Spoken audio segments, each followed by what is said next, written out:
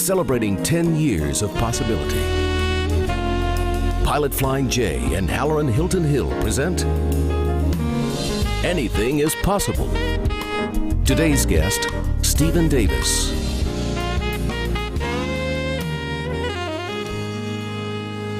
Welcome back to another edition of Anything is Possible. This is part two.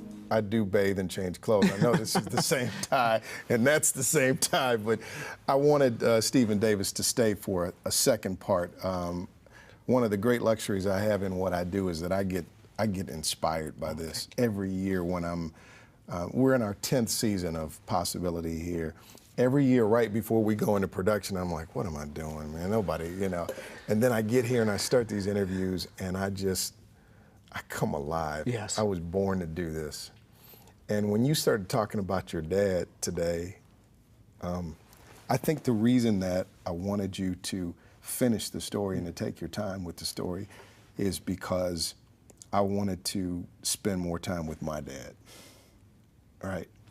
And I don't quite know how these men that were born in that era had the strength to carry themselves with such power and dignity and kind of make a down payment in our spirit. You know what I mean? And then you have opportunities that they could only imagine, but you find yourself in moments of great success, and you owe it all to their will, not yours, their will. And so I'm sorry for getting a little emotional, but all right. I really wanted to hear more of your story because I guess I just wanted to visit with my dad. So welcome back. Let's talk a little bit though about that struggle because you built quite a company here. Let me tell you about the Will Group. It is the parent company for 6 subsidiaries in the construction and energy-related industries. There's Lighting Solutions of Illinois is one company, Electrical Resource Management, Rib Mountain Aggregate, LV Manufacturing and Supply. Lions View. We named that after the neighborhood. Yes. Sustainable Energy Solutions, Multi-Site Services. It's a company that holds several companies. So, and I know how you are about this, so I don't mean to just throw this out there for any type of boasting, but it's a multi-million-dollar company. Yeah. You're a millionaire. Yeah. Yes. You're Will's son, yes. And you're in one of the most competitive industries, in one of the most competitive cities, bar none. Yeah. Chicago, New York, those are, you've got to be a real guy or gal in Chicago. They will not hand it to you, not in that town. No. So I'm thinking, when I started our first episode, I said the word hero and you said your dad. Yeah. You were around Jack Welch. And in Chicago, you've got a litany of business giants. Absolutely. But your giant is your dad. Yeah. So how do you reconcile that? Because when we got to talking about your dad, where he came from, his education. Yeah. Just open me up to all of what you feel, because he was working at a place that he could not be a member of. My understanding is that now you're a member of Cherokee. How do you reconcile all of that? I have been very blessed, very fortunate. I wanted to be like my dad. My dad is my hero. I have been able to build a company, and this last year, I mentioned how important going to Chicago in that Ebony Jet building, because I used to read those magazines and I could see those faces of entrepreneurs. Mr. Johnson that started Johnson Publishing, Mr. Johnson that started Johnson Products. Those are heroes in the African American entrepreneur world. So I got to go to that home. And to have the opportunity, I can remember looking at Black Enterprise magazine, and back then, if your company did $10 million, you were probably the largest African-American owned company in the country. This year, our company was recognized as one of the top 100 industrial companies. So for me, what did you do in revenues? It was just under $30 million. Wow. It's it's exciting. But, you know, as you get there and you think of where you come from, you think of some of the challenges you had, they're nothing compared to the obstacles that my dad went through and my mom to place us in a position to soar. And, you know, the same thing, you mentioned Cherokee Country Club. I come back, I had the good fortune, we have a farm over in Blount County. I spent a lot of time as a city farmer over there, driving my bush hog and having a good time with the kids. We love it, but I started playing golf. Joe Bailey brought me over to Holston, and so I started playing some golf there.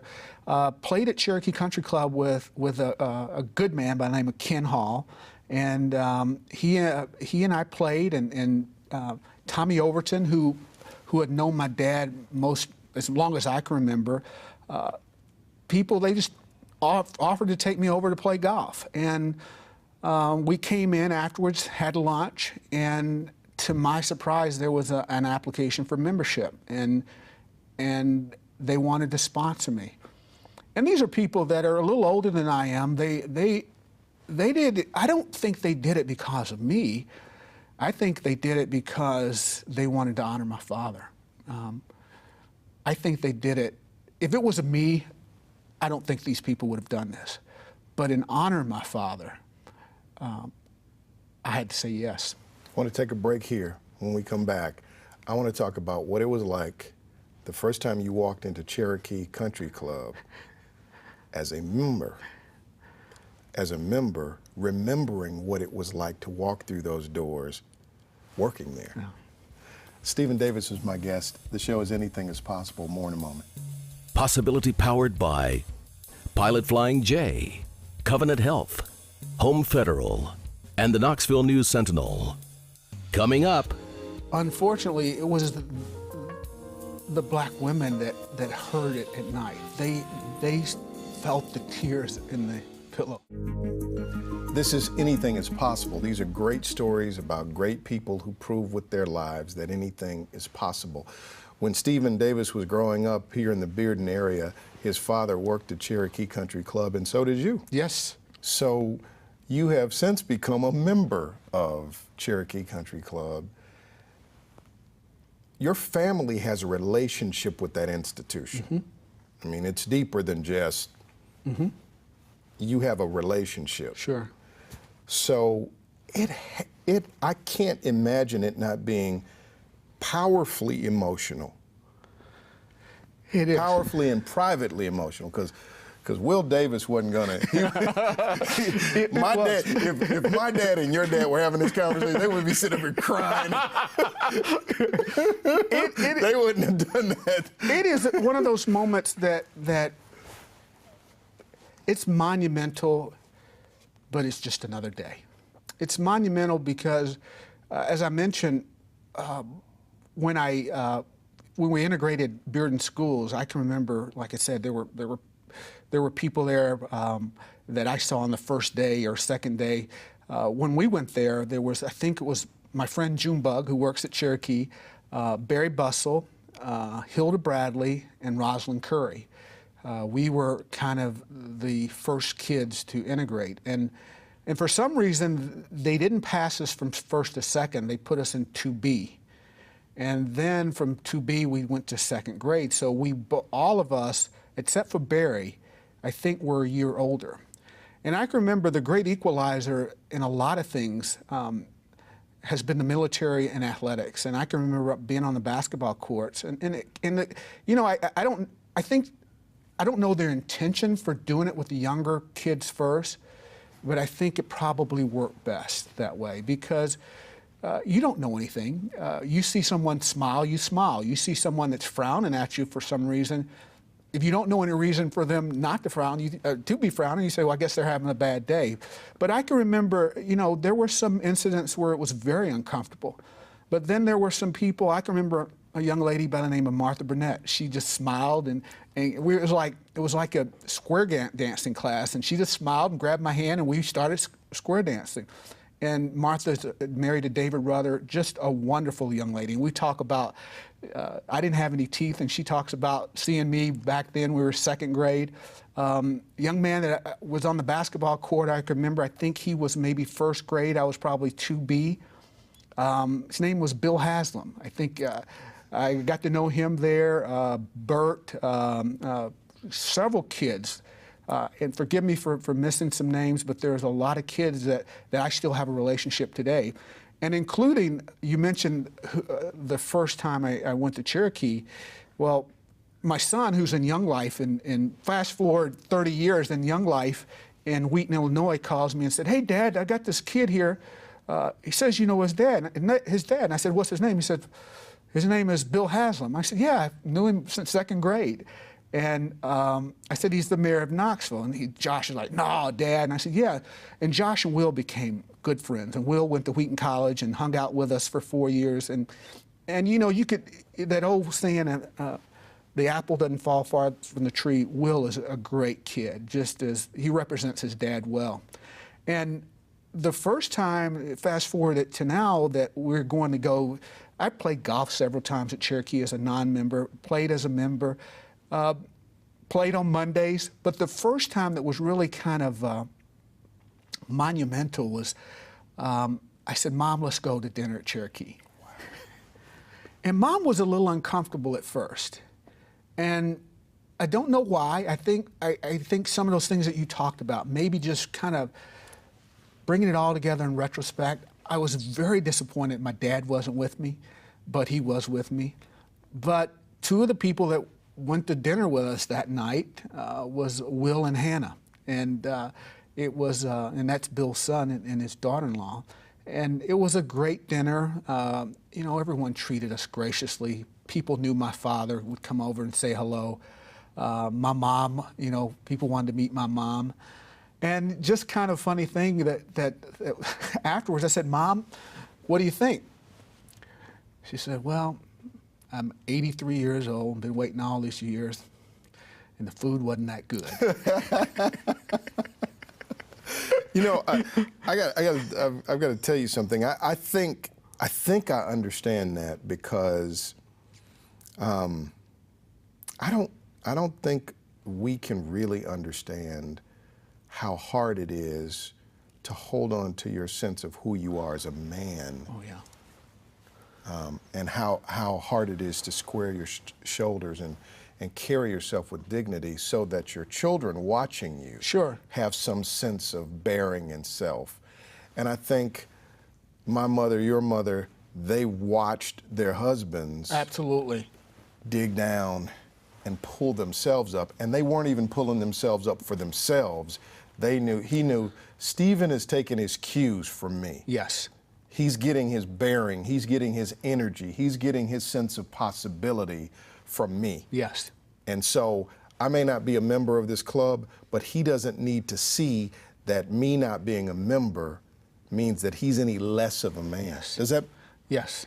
So many of the men that went through those tough years, unfortunately, it was the black women that heard it at night. They felt the tears in the pillow. They heard what we never heard, the desperation of why. Right. And maybe they hold on a little tight because they knew. They know. They knew. Let's take a quick break. We'll be back. Stephen Davis is my guest. You're watching Anything is Possible.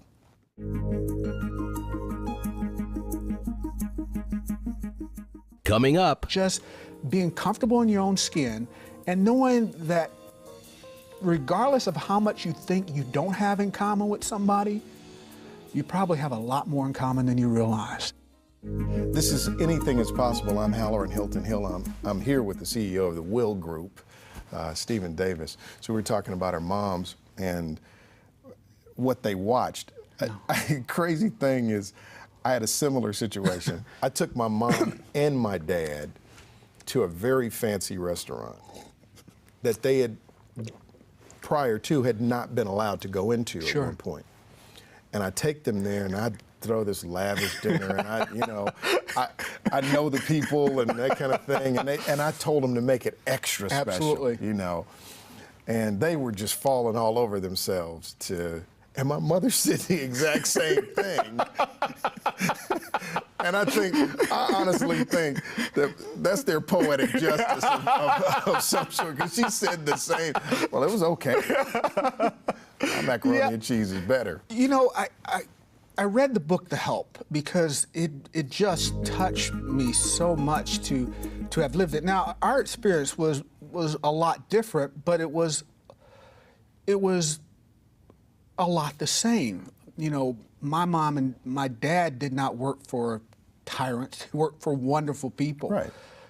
But something in the book, and at the end of the book, it talks about, kind of a preface or something, it talks about this kind of an invisible relationship. And, when I went to Chicago, I heard the saying, up north, you can get uppity, but you can't get close. Down south, you can get close, but you can't get uppity. And in the book, it references that invisible line between African Americans and whites in the South, in that there have been enduring relationships, as you saw in The Help, where you raise a young man from the time he's in his diapers, and then at 21 or 22, you have to call him sir. You raise someone like you love them as their own, but at some point they will leave you. And that invisible line of always wondering where you stand, I don't think it's as prevalent as it was years ago, but there's always maybe just a question. Right. So I got a question for you. I always like for people to teach us when they come on the show, teach us what they've learned about life and success, and I'm thinking about your story. I met your dad. Yes, it was. Unfortunately, we were all crying because my we're dad. At the radio station. Yes. Thank you very much, Howard. And when I remember meeting your dad, and the thing that blew me away is I didn't know him. He looked at me like he was proud of me. He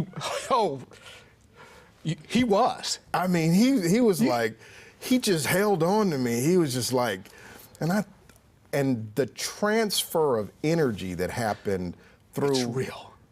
You know what I'm saying? When you said that he used to say you did a good job, I get that, right?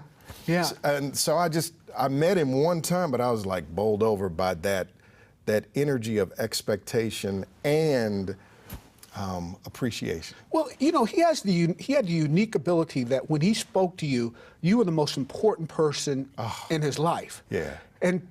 And too many times you go to a cocktail party or in an event where somebody's shaking your hand and they're looking to find the more important person in the room.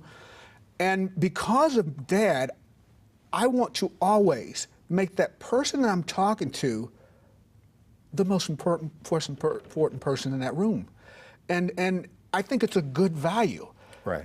And people can see through it. All the way through it. Yeah. All right, so in the closing minutes we have here, I want you to take us to the Will Davis School of Business Life Management, right? Because to be honest, you're living off his smarts. I am. You're living off his will, Absolutely. if you will. So teach us what you've learned about life, success, and possibility. Well, the whole thing is not how much you make, it's how much you spend. That's a great way to run a business. It is. It is. And I saw a lot of people that went out early and made investments in automobiles. Early in my business, we had a little thing going on in Chicago called the Chicago Bulls. And people were plopping down $30,000, $50,000, $100,000 for these boxes. And people asked me, a group of guys came and said, we're going to get a box. There'll be 4 of us. And I wanted to. I was like, I got to. But Will Davis was like, son, are you nuts for a basketball game? And I didn't. And 3 of the 4 companies are out of business now. And it's not that I do anything special. It's just something about that fiscal conservative nature. My dad never had a credit card until he traveled. and we'd go to hotels and they didn't want to take cash. He would pull out cash all the time. You know, he just believed in, I think his ability to make people comfortable with him.